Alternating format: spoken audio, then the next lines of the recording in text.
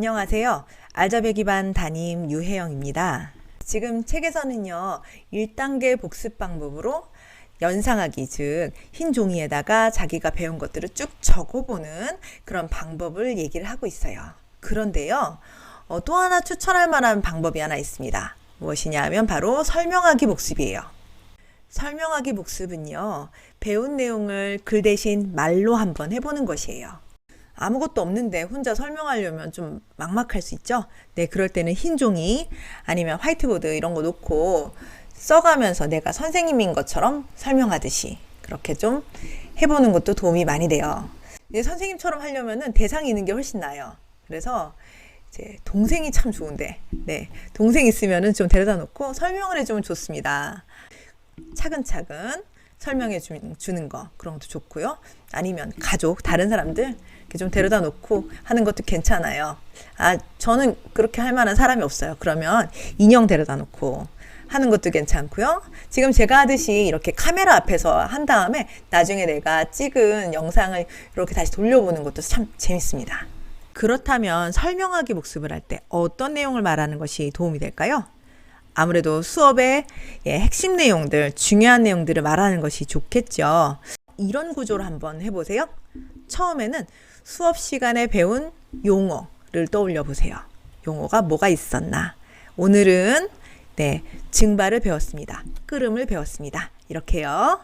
그 다음에는요, 그 용어가 말하는 바가 뭔지 한번 풀어서 설명을 해보는 것이죠. 끓음이라는 것은 액체의 내부와 표면 전체에서 다 기화가 일어나는 그런 상태를 말합니다.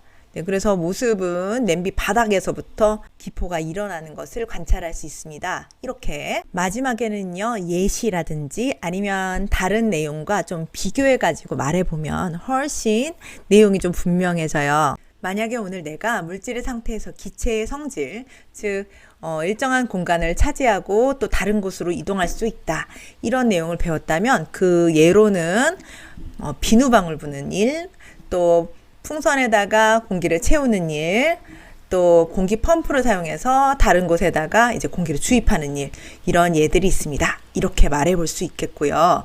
방금 아까 예로 들었던 끓음 같은 경우에는 증발하고 내용을 좀 비교해 보면 좋겠다, 그죠? 네, 그래서 증발은 액체 표면에서만 기화가 일어나는 것이라면 끓음은 표면뿐만 아니라 액체 전체에서 기화가 일어나는 것이다. 이렇게 서로 비교해서 개념을 분명히 할 수가 있을 거예요. 저는 이 설명하기 복습 방법을 1단계 복습 방법으로 제시를 했습니다만, 이제 제가 관찰한 학생들이나 또 이제 다른 사례들에서는요, 이 방법을 시험 기간에 마지막 정리할 때 방법으로 활용하는 것을 보았어요. 시험 기간에는 이제 내용이 방대하고 공부한 것들이 많잖아요. 그렇게 될 때 이것들을 내가 진짜로 차례차례 조리 있게 말할 수 있나를 점검해보고, 그것이 잘 안 되는 부분은 다시 공부하는 방식으로 그렇게 스스로 자기 피드백을 하는 방법으로 이걸 사용하더라고요. 공부는 아무래도 책상에 앉아서 쓰거나 문제 풀거나 뭐 이런 식으로 많이 하는데, 좀 분위기를 바꿔서 일어나서 설명하면서 말하면서 해보면요, 훨씬 분위기도 전환되고 효과도 참 좋다는 것을 경험하시게 될 거예요.